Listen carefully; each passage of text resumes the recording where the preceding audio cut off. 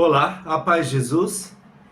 Que essa paz de Jesus esteja com você em seu coração, em tua casa, com tua família e que todos os lugares aonde você for, aonde você estiver, que as pessoas possam sentir em você essa paz de Jesus, amém? Que bom podermos estarmos juntos novamente para falarmos das coisas de Deus. Hoje nós vamos dar um segundo passo na revelação sobre os tempos determinados de Deus, né? Sobre a tabela que nós trabalhamos. E vamos falar sobre o anticristo. Mas não somente sobre o anticristo, mas sobre todos os anticristos que tiveram na história do mundo. Normalmente nós nos concentramos, ou pensamos, ou entendemos apenas um anticristo. Aquele que vai vir precedendo o fim do mundo, a volta de Jesus. Mas na história existiram outros anticristos. Mas como que a gente vai entender isso? Hoje nós vamos trabalhar um pouco sobre isso, né? A revelação que essa tabela dos tempos determinados de Deus nos ajuda a compreender isso na história. E é claro, com a palavra de Deus, que faz com que nós possamos ter todo esse entendimento, toda essa revelação de Deus. Mas antes de começarmos esse ensinamento, eu gostaria já de fazer uma introdução sobre um mapa mental, para que você comece a criar essa ideia, ter este mapa na sua cabeça, digamos assim, essa revelação diante dos seus olhos da história do mundo, de como que a estrutura dos tempos funciona, que Deus determinou neste mundo. Está bem? Para isso eu quero que você observe esse mapa mental que eu vou colocar agora para você aí. Veja que interessante. Você está vendo aqui que tem uma linha horizontal ali e uma linha vertical que está cortando ela, certo? Essa linha horizontal ela vai simbolizar a nossa linha do tempo, ou seja, desde o início do mundo até o fim do mundo. Então vamos lá. Ali, ó, lá no início, temos a criação do mundo, onde começam os tempos. Em seguida, nós vamos ter os patriarcas. Isso que a palavra de Deus revela para nós. A gente vai começar a ler as Sagradas Escrituras, ou seja, a nossa Bíblia, e a gente vai começar a passar pelas histórias dos patriarcas. E depois nós vamos passar pela lei e os profetas, né? Eu não quero me deter muito nesta parte, porque o que interessa para nós, o que eu quero que você se fixe, é no que vem a seguir agora, ó. Na plenitude dos tempos. Ou seja, no tempo maior da história do mundo, quem é que vem? É Jesus. Então, se antes nós tivemos os patriarcas, você pode falar que é Adão, você pode falar que é Noé, Abraão, Isaac, Jacó, a lei e os profetas, Moisés, Isaías, Jeremias, Naum, Oséias. Todos eles, está tudo dentro do Antigo Testamento, né? O Primeiro Testamento, como alguns preferem dizer. Então, o que significa isso? Significa que essa é a história que aconteceu no mundo antes de Jesus. Mas chegando à plenitude dos tempos, Deus enviou o seu Filho, ou seja, o nosso Salvador. Então ele dividiu a história antes de Jesus e depois de Jesus. Por isso, quando a gente lê nos livros de histórias lá AC e DC, ou seja, antes de Cristo e depois de Cristo. Então, Jesus dividiu a história. Então, este momento que o Senhor veio na história do mundo é porque o mundo chegou na sua plenitude. E o que vem depois disso? Nós estamos neste agora, ou seja, é o tempo da igreja, né? E dentro do tempo da igreja, muitas coisas já aconteceram e ainda vão acontecer. Mas eu não quero me deter nisso agora, eu quero que você visualize esse mapa mental. Depois da igreja, quando Jesus voltar em glória, ou seja, a parousia de Jesus, vai começar o reino dele, o reino de Cristo. Em seguida, vai vir o fim do mundo depois deste reino. Mas o que nós temos entre o reino de Cristo e o fim do mundo? É esse tempo que a palavra de Deus chama de milênio, né? Lembra que nós passamos uma informação de uma regra bíblica, que um dia é como 1000 anos e 1000 anos é como um dia. Este tempo que não sabemos quanto tempo será, a Bíblia chama este tempo, esse período entre o reino de Cristo e o fim do mundo, de milênio. Algumas pessoas acreditam ser literal esse tempo. Eu não tenho e não posso afirmar que ele seja literal. Os 1000 anos, na nossa tabela, nós temos esse entendimento dos 1000 anos. Mas como Deus vai trabalhar este tempo no mundo, isso cabe somente a Deus. Está bem? E depois do fim do mundo, nós temos a eternidade, ou seja, o reino eterno de Deus, que não terá fim para nós, jamais. Por isso chama-se reino eterno. Mas entre o fim do mundo e a eternidade, nós temos o juízo final. Compreende? Então eu gostaria que você já tivesse em sua mente este mapa mental. Ele é bem simples, bem básico, mas é o suficiente para a gente já ter a ideia clara na nossa mente, no nosso coração, do tempo de Deus no mundo. Desde a criação, temos ali os patriarcas que vieram, depois a lei e os profetas. E depois, na plenitude dos tempos, vem Jesus, ele divide a história. E aí começa o tempo da igreja. Mas em seguida virá o reino de Cristo quando o Senhor voltar em glória.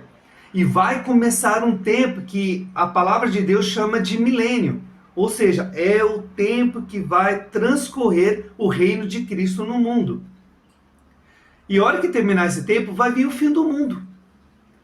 E aí nós teremos um juízo final. E após esse juízo final, a eternidade. Então, aqueles que forem salvos vão para a eternidade com Deus, né? E os que forem condenados para o inferno eterno. Está bem? Então, este pequeno momento que nós temos é para que nós já possamos ter essa ideia de como que Deus, ele faz todas as coisas planejadas. Deus não faz as coisas assim, vai acontecendo, vamos ver como vai dar, não. É igual quando vai construir, por exemplo, uma casa. Vai ter toda uma preparação do terreno, dos operários, tem todo um jeito certo para preparar o material, para preparar cada parte, quando vai fazer o cimento, as pedras, tudo que se precisa, desde as ferramentas, as pessoas, o material para edificar essa casa. É a mesma coisa. Deus está construindo na história do mundo esta casa. Quando ela ficar pronta, nós seremos acolhidos nesta casa. Porém, seremos acolhidos se nós tivermos participação na construção dessa casa, para que nós possamos entrar nela, que chama-se eternidade. O nome desta casa é eternidade. E Deus tem chamado a cada um de nós para trabalhar na construção dessa casa. Lembra, na primeira parte da tabela do reino de Deus lá, como que Deus chamou trabalhadores na história? Dentre esses trabalhadores, um se destacava, que foi Adão, e depois Noé, e depois o pai Abraão, e depois o rei Davi, depois Jesus, e depois Jesus, São Francisco, e agora aguardamos aquele que virá converter o resto de Israel. Ou seja, aquele que vai fazer com que Israel reconheça que Jesus é o Messias. E para nós, ele vai nos preparar para a vinda gloriosa do Senhor. Ele, como a segunda testemunha de Apocalipse, ele tem essa função, né? A primeira testemunha, que foi João Batista, preparou a primeira vinda do Senhor. Mas este precursor, que será a segunda testemunha, ele vai preparar a volta do Senhor. Entendeu? Então, o João Batista, uma voz que clama no deserto. O precursor, uma voz que clama na noite. Amém? Por isso agora eu quero que você pegue comigo a palavra de Deus na primeira carta do nosso amigo João, ali no capítulo 4. Vamos ver o que o nosso amigo João vai nos ensinar sobre o anticristo.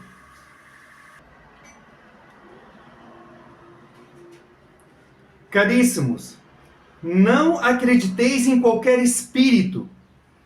Examinai primeiro se os espíritos são de Deus, porque muitos falsos profetas surgiram no mundo.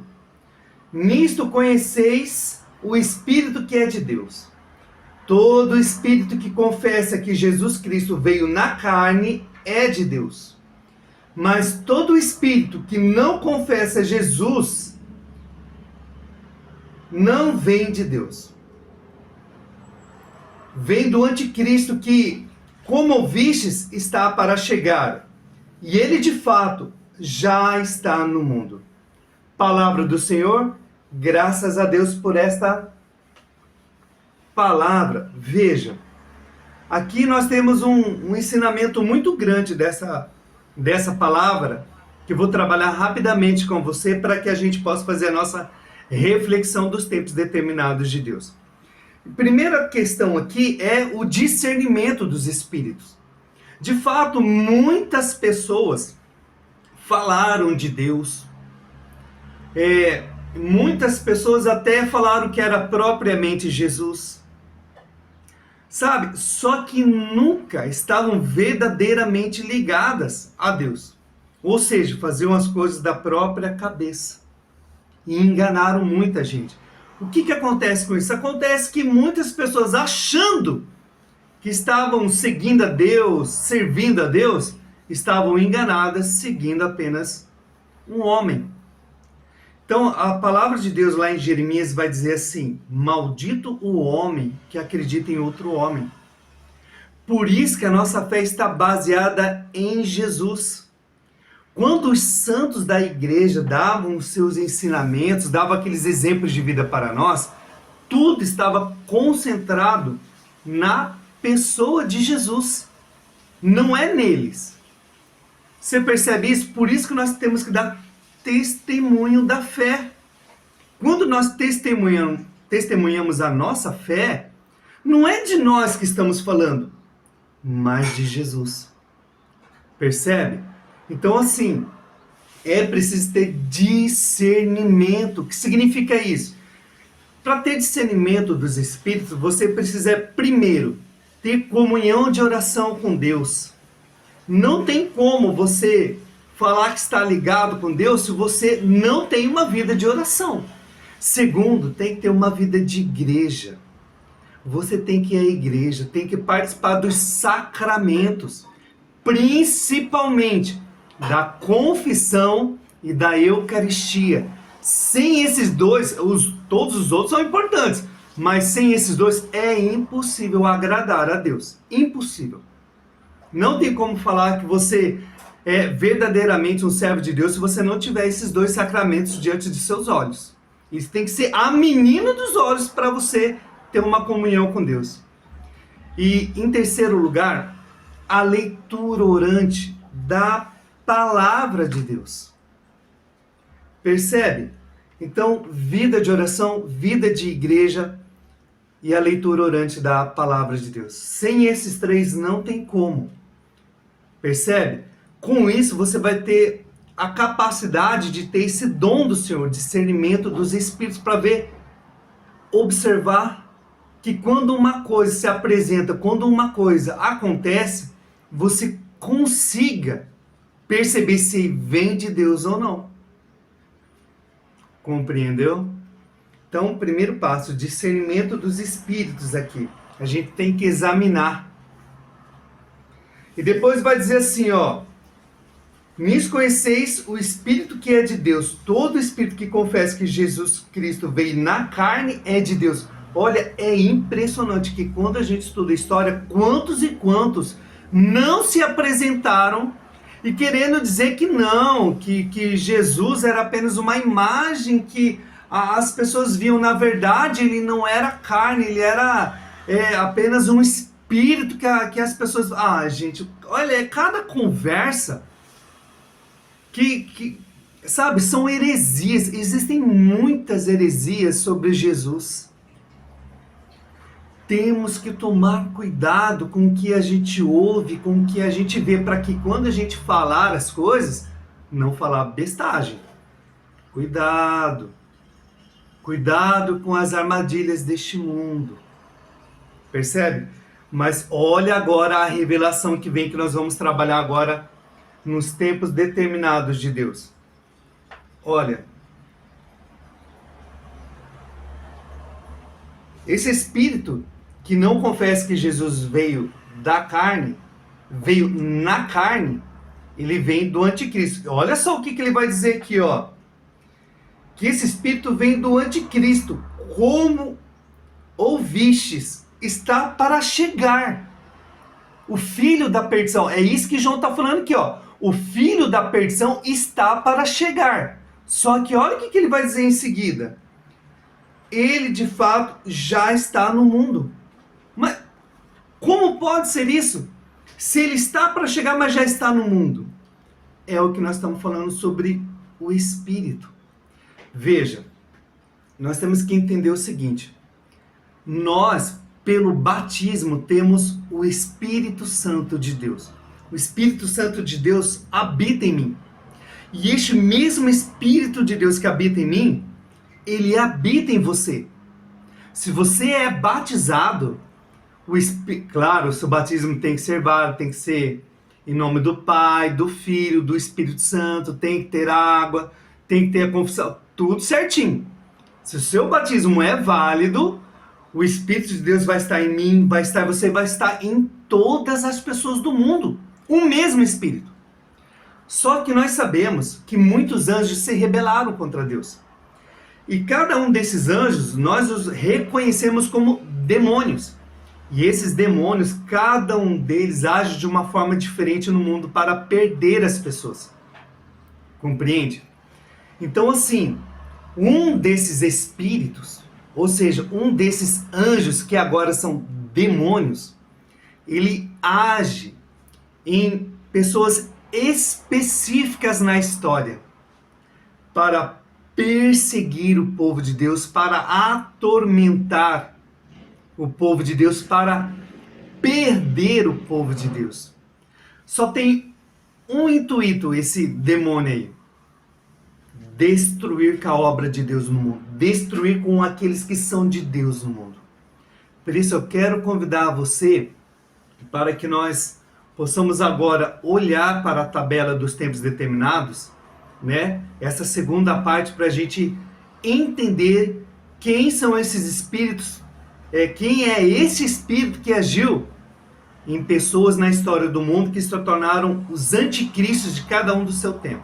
Vamos lá? Esse primeiro momento aqui, ó, é o que nós já trabalhamos anteriormente, né? Do começo do mundo até a volta de Jesus, nós passamos por Adão, ali no momento da criação do mundo.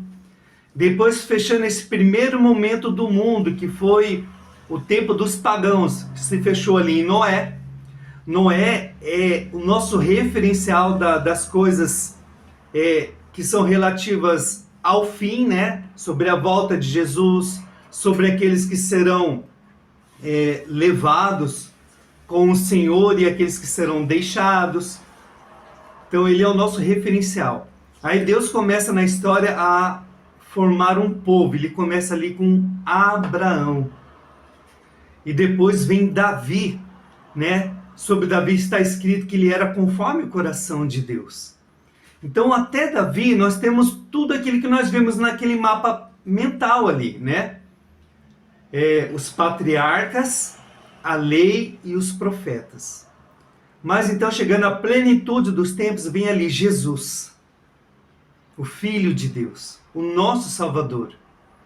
E depois Jesus veio-nos então São Francisco de Assis, que ele, juntamente com Santa Clara, são a imagem prefigurativa daqueles que viverão no reino do Senhor quando ele voltar em glória. E agora estamos aguardando a segunda testemunha de Apocalipse, o precursor do fim dos tempos, aquele que anunciará a volta de Jesus glorioso e converterá o resto de Israel. Agora vamos olhar em cada um deste tempo, quem são os anticristos que vieram? Como que o demônio agiu em cada pessoa neste mesmo período de tempo? E o primeiro que nós temos ali, é Caim. Caim foi o primeiro filho de Adão. Só que ele foi uma pessoa que deixou-se dominar pelo mal. E veja, para que Jesus viesse ao mundo, ele tinha que ter uma linhagem desde Adão. Então, o demônio, sabendo disso, ele agiu na pessoa de Caim e fez o quê? Matou Abel. Com a morte de Abel, os descendentes que deveriam gerar, biologicamente, todas aquelas pessoas onde chegaria em Jesus, foi exterminada toda essa geração. Então, Deus teve que intervir e fez com que o nosso amigo Adão tivesse um novo filho, que foi Sete. Você percebe? Então, Caim foi, na nossa lista aqui, o primeiro anticristo. Ou seja, a primeira pessoa que este demônio agiu para exterminar com o povo de Deus. Agora vamos ver dentro da época de Noé. Ali nós temos muito claramente a primeira tipologia de anticristo na Bíblia, que, digamos assim, absorve as principais características do anticristo que nós estamos esperando. Nimrod. Ele, quando a gente lê a palavra de Deus, a gente vê que ele foi uma pessoa perversa, né? Ele dominou os povos, afrontou a Deus. Então, na história do mundo, na história bíblica, ele é a primeira tipologia clássica do anticristo. Vamos seguindo? Depois, nós temos Amaleque. Lembra quando o povo estava saindo do Egito? Deus estava libertando aquele povo pelas mãos de Moisés. Moisés ali está simbolizando a pessoa de Jesus.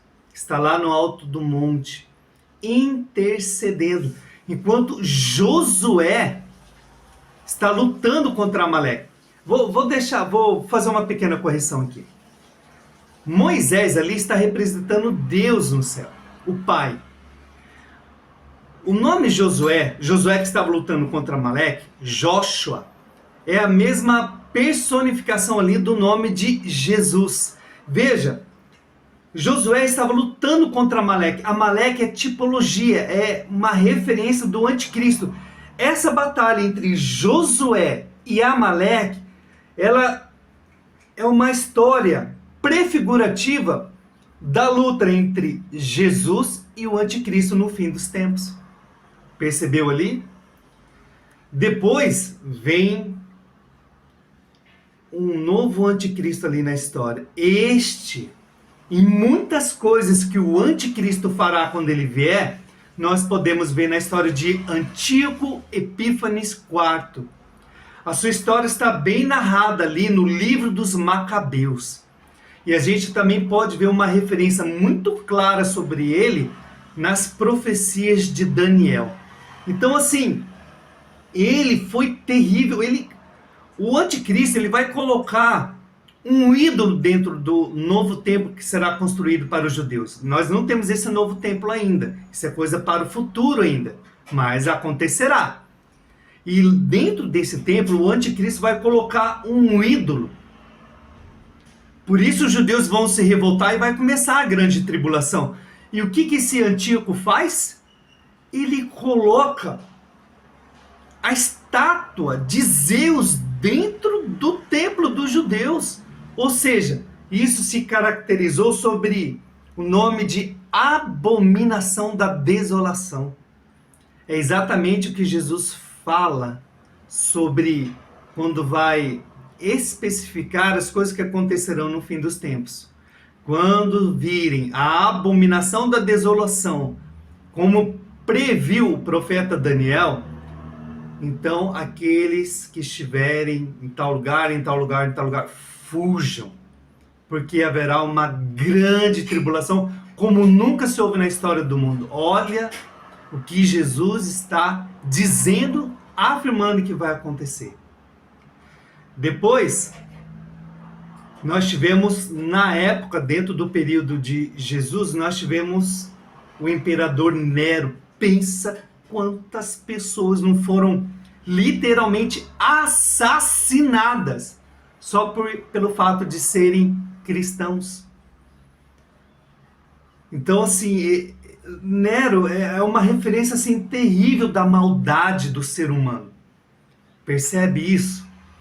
Então, olha, até aqui, esse demônio agiu na pessoa de Caim, o mesmo demônio agiu na pessoa de Nimrod, o mesmo demônio agiu na pessoa de Amaleque, o mesmo demônio agiu na pessoa de Antíoco, o mesmo demônio agiu na pessoa de Nero. Você percebeu que todos eles tentaram de alguma forma acabar com o povo de Deus?